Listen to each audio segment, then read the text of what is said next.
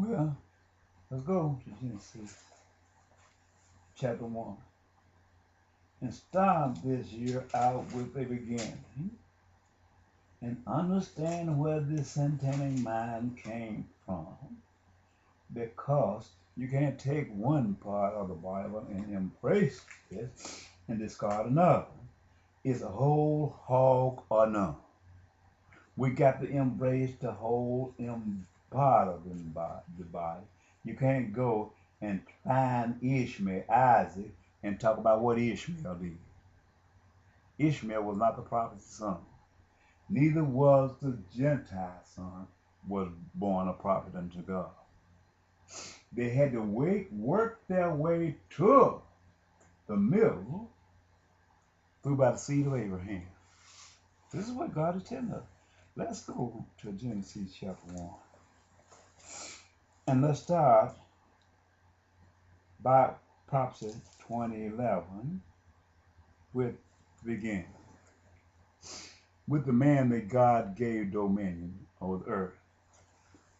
But before I start these things, I want to let you put these into your heart. You want to break the Bible down and show you things that make common sense.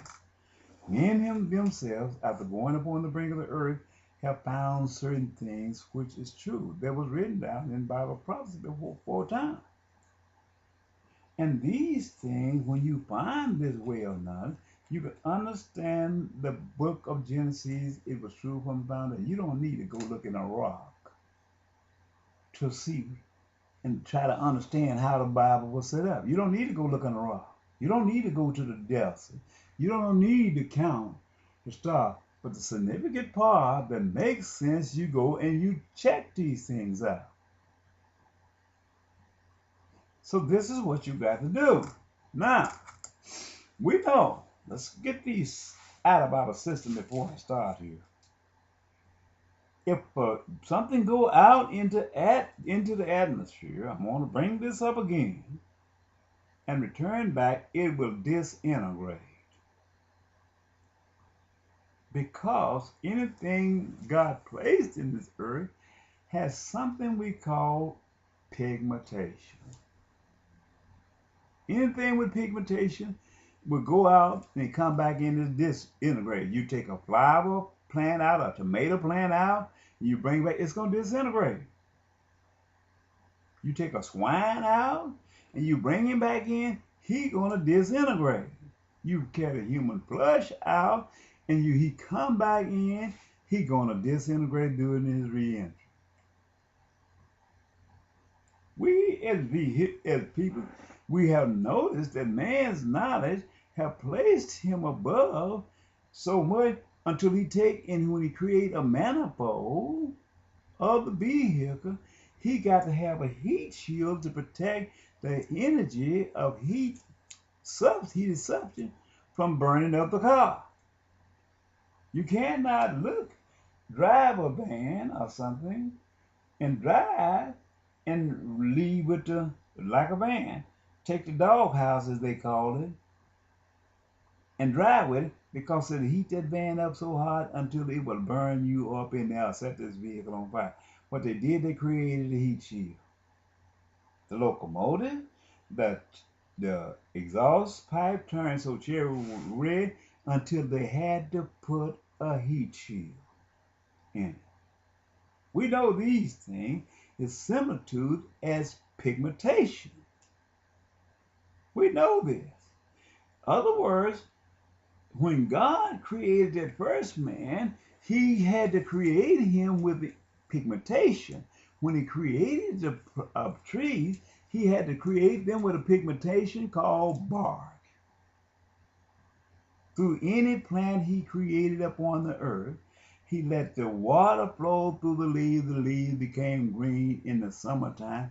This is what we call pigmentation, because they work similar to pigmentation. There's no way that a man could go up on the brink of the earth without creating him an environment to sustain him. Likewise, When God created this first man, he had to create him with a high pigmentation that he would and told him to be keepers of the earth. In order for him to be keepers of the earth, he had to have this formality in his DNA, coded in the DNA, just like the plants and the bark of the trees, that he can go and migrate anywhere upon this earth and be keepers of the earth as God commanded him to do.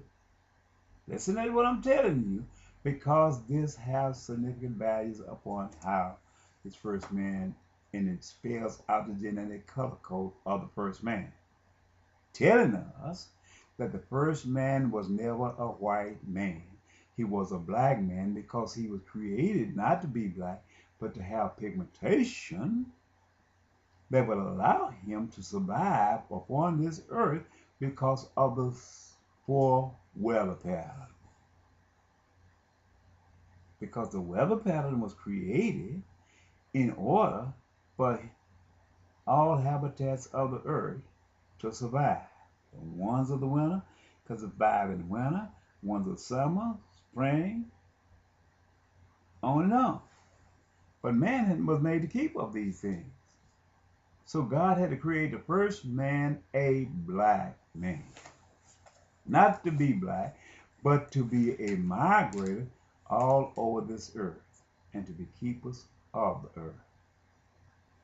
This is what he do.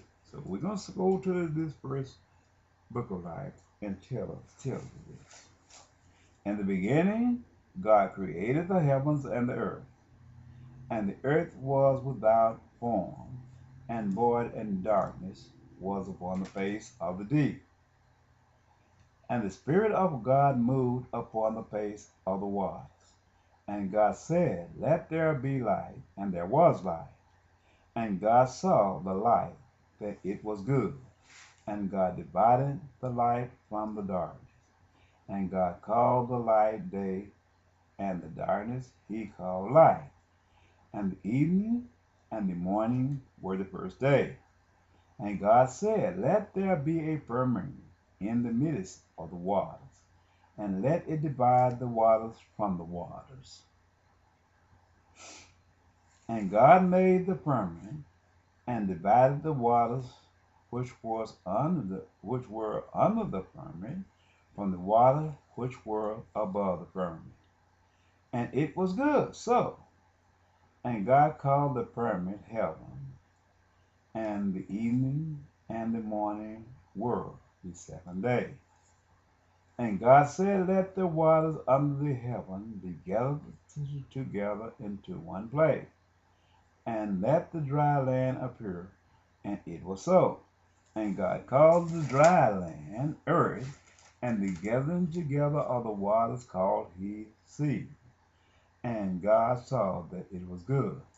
And God said, Let the earth bring forth grass, the herb yielding seed, and the fruit tree yielding fruit after his kind, whose seed is in itself, upon the earth. And it was so. And the earth brought forth grass, and the herb yielding seed after his kind, and the tree yielding fruit whose seed was in itself, and after his kind. And God saw that it was good. And the evening and the morning was the third day. And God said, Let there be light in the firmament of the heaven to divide the day from the night, and let them be for signs and for seasons and for days and years. And let them be for light in the firmament of the heaven to give light upon the earth. And it was so. And God made the two great lights, the greater light to rule the day, and the lesser light to rule the night. He made the stars also. And God set them in the firmament of the heaven to give light upon the earth, and to rule over the day.